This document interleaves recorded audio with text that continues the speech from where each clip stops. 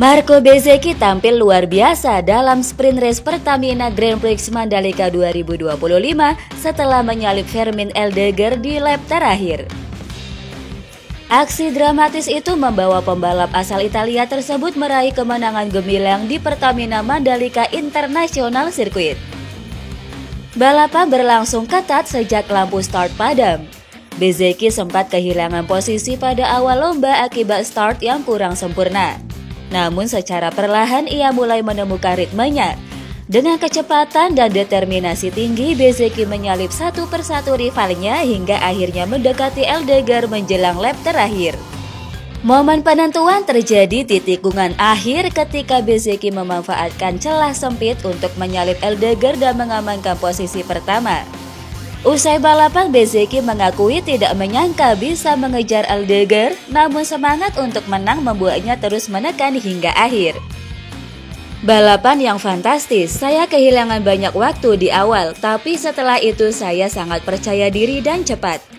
Saya mencoba yang terbaik dan sangat menginginkan kemenangan ini. Ini pertarungan yang luar biasa.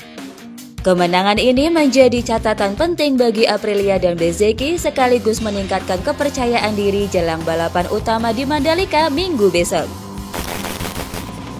Marc Marquez secara terbuka meminta maaf kepada Alex Rins setelah insiden tabrakan di tikungan 10 pada sprint race GP Indonesia. Akibat insiden tersebut, Marquez dijatuhi hukuman long lap penalty oleh Race Direction. Pembalap Ducati Lenovo itu mengungkapkan bahwa penyebab utama insiden adalah masalah pada bagian belakang motornya yang tidak stabil saat pengereman. Ia menjelaskan bahwa Ducati Desmosedici miliknya sulit dikendalikan ketika memasuki tikungan lambat, membuat ban belakang sering kehilangan cengkraman. Saya tidak bisa menghentikan motor dengan benar saat pengereman. Saat mencoba berbelok, bagian belakang langsung selip dan saya kehilangan kendali. Masalah ini membuat kami sulit menjaga stabilitas dan meningkatkan risiko kehilangan kontrol di tikungan. Saya ingin meminta maaf kepada Rins, itu murni kesalahan saya. Saya masuk terlalu cepat karena efek slipstream dan masalah pengereman. Saya pantas mendapat penalti dan menerimanya. Meski kecepatan menurun akibat penalti, Marquez menilai performanya masih kompetitif dan berharap perbaikan dapat dilakukan untuk balapan utama hari Minggu. Sprint race MotoGP Indonesia 2025 di sirkuit Mandalika berlangsung panas dan penuh drama, terutama usai insiden senggolan antara Marc Marquez dan Alex Rins di tikungan 10. Meski Race Direction menjatuhkan long lap penalti kepada Marquez, legenda MotoGP Dani Pedrosa justru menilai manuver itu masih dalam batas wajar. Berbicara kepada DAZN, Pedrosa menegaskan bahwa tindakan Marquez tidak berlebihan. Tidak untuk saya.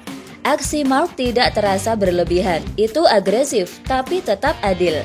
Saya justru ingin melihat aksi seperti itu lebih sering karena membuat balapan menarik. Ia menambahkan bahwa satu-satunya hal yang disayangkan dari insiden tersebut adalah Rins kehilangan kesempatan untuk menyelesaikan balapan dengan hasil bagus. Sayangnya Alex kehilangan peluangnya, tapi itu bagian dari balapan. Sementara itu, Marquez menerima penalti tanpa protes dan mengakui kesalahannya. Penalti long lap tersebut membuat pembalap Ducati Lenovo itu kehilangan sekitar 3 detik dan harus puas finish di posisi ke-7 dalam sprint race yang akhirnya dimenangi oleh Marco Bezzecchi. Tech3 KTM resmi mengumumkan bahwa Maverick Viñales mengundurkan diri dari MotoGP Indonesia 2025 usai sesi kualifikasi di sirkuit Mandalika. Pembalap asal Spanyol itu memutuskan untuk tidak melanjutkan akhir pekan balapan karena cedera bahu kirinya kembali kambuh. Dalam sesi kualifikasi Q1, Viñales mencatatkan waktu paling lambat di antara 10 pembalap dengan selisih 1,3 detik dari Fabio Di Giannantonio yang menjadi tercepat.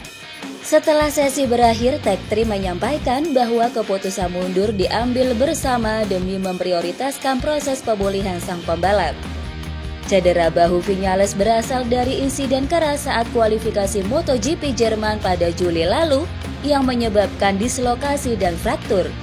Meskipun telah menjalani masa pemulihan, rasa nyeri masih mengganggu performanya sepanjang akhir pekan di Mandalika. Sebelumnya, Viñales sempat mengungkapkan bahwa ia tengah mempertimbangkan opsi untuk berhenti sementara agar dapat pulih sepenuhnya. Keputusan ini akhirnya dikonfirmasi setelah kualifikasi, menandai absennya Viñales dari sprint race dan Grand Prix utama di Indonesia. Tech3 KTM berharap kondisi Viñales segera membaik agar dapat kembali bersaing di seri berikutnya. Ducati sukses mengunci gelar Triple Crown MotoGP 2025. Usai Marc Marquez finish ke-6 dan Pecco Bagnaia finish ke-14 dalam sprint race MotoGP Indonesia.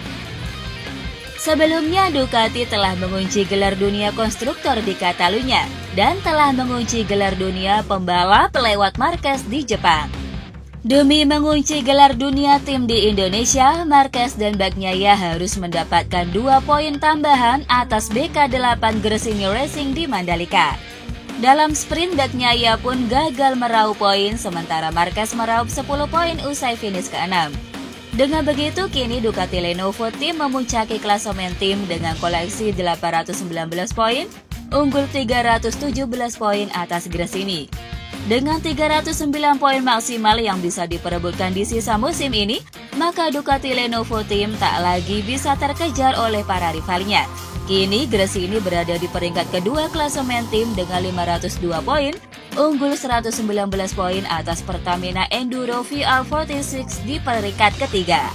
Gelar dunia konstruktor ini adalah gelar dunia konstruktor ke-7 bagi Ducati di sepanjang partisipasinya di MotoGP sejak 2003. Manajer tim Aprilia Racing, Paolo Bonora, memastikan Jorge Martin tidak akan tampil pada MotoGP Australia 2025.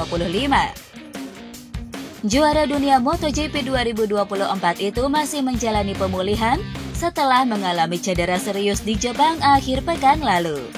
Martin sebelumnya terjatuh pada balapan di sirkuit Motegi setelah bersenggolan dengan Fermin Aldeguer di tikungan pertama. Insiden tersebut membuatnya menabrak rekan setimnya Marco Bezzecchi dan keduanya gagal finish.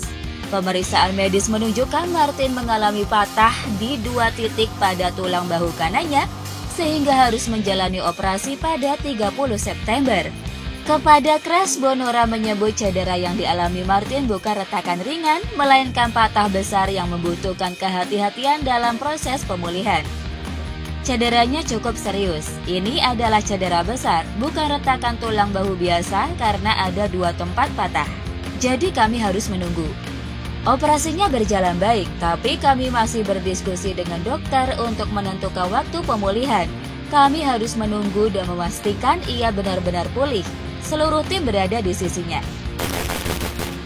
KTM menjadi pabrikan pertama yang secara resmi memperkenalkan mesin 850cc untuk ajang MotoGP.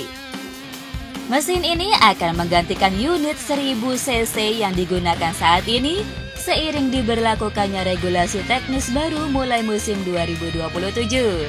Perubahan kapasitas mesin tersebut menjadi bagian dari transformasi besar yang dirancang Dorna dan FIM untuk membuat balapan lebih ramah lingkungan dan kompetitif. Meski sejumlah pabrikan seperti Ducati dan Aprilia masih menutup rapat proyek pengembangan mesin baru mereka, KTM justru mencuri perhatian dengan langkah berani. Melalui kanal YouTube resminya, KTM merilis video singkat yang memperlihatkan pengujian pertama mesin 850cc di atas dyno test.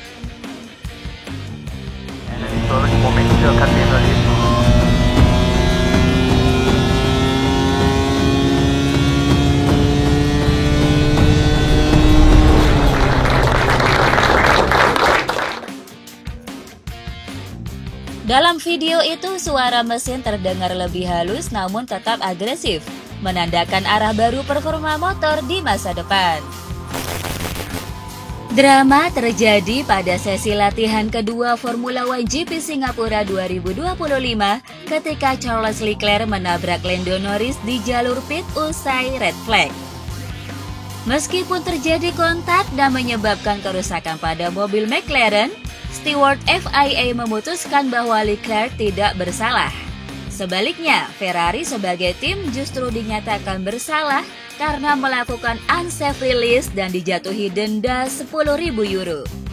Insiden bermula saat Ferrari melepas Leclerc dari garasi tepat ketika Norris melintas di fast lane. Mobil Leclerc keluar terlalu dekat hingga menyenggol sisi kanan mobil McLaren, membuat sayap depan Norris patah dan mobilnya terdorong ke pit wall. Leclerc sendiri berhasil melanjutkan sesi tanpa kerusakan berarti. Dalam pernyataannya, steward menjelaskan bahwa kru Ferrari memberikan instruksi yang salah. Personel tim salah menilai situasi di jalur pit sehingga Leclerc tidak dapat melihat mobil Norris yang melintas. Berdasarkan bukti video dan komunikasi radio, tanggung jawab penuh ada pada tim bukan pengemudi. Dengan keputusan ini, Leclerc lolos tanpa penalti dan tetap bisa fokus menghadapi balapan utama di Marina Bay.